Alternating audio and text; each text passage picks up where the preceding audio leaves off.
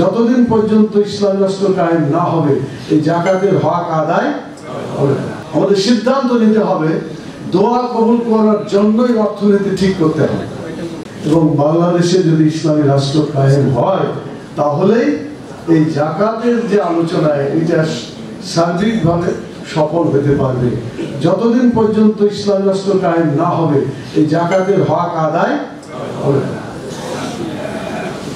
আমি দুটা কথা বলি। একটা কথা হলো যে আমরা ভালো মানুষ সংজ্ঞা দিয়েছি, আমাদের সমাজটাই আসলে উল্টা পথে চলছে।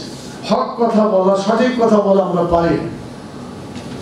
আপনি আপনার মেয়ের বিয়ে দিবেন, ছেলেটা কেমন বা পরিবারটা কেমন, নামাজ রোজা করে, ও বলে না যে নামাজ আর জাকাত তার চালু করে। এটা কিন্তু কোরআনের কথা, আকিমুস সালাত ওয়া আতাউজ যাকাত, সালাত এবং যাকাত পাশাপাশি, কিন্তু আমরা এটাকে ঠেলে ফেলে দিয়ে কি করছি, নামাজ।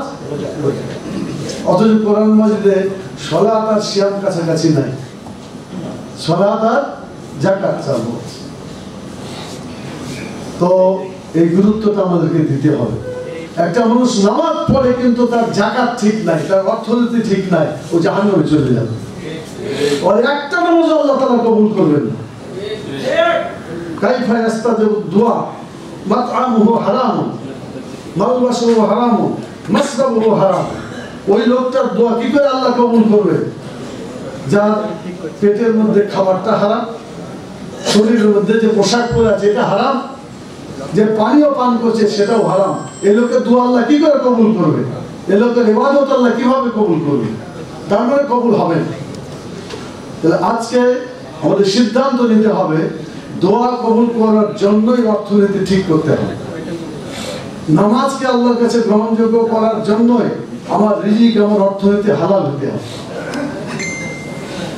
যাকাত হচ্ছে একটা নির্দিষ্ট করে, এটার ডেফিনেশন খুব সুন্দর করে এবং অনেক ইতিহাস লিখছেন আমাদের বেলাল ভাই, ওনাকে ধন্যবাদ জানাই। পায় না খুঁজে হৃদয়ে জাগাতে দিয়েছো সিয়াম রহমত। যিনি ত্যাগ করতে পারবেন তার পক্ষে আত্মশুদ্ধির পথে এগিয়ে যাওয়া সম্ভব। কিন্তু প্রতি বছর 1 কোটি টাকা যাকাত দেওয়া একজন শিল্পপতি ব্যবসায়ীর জন্য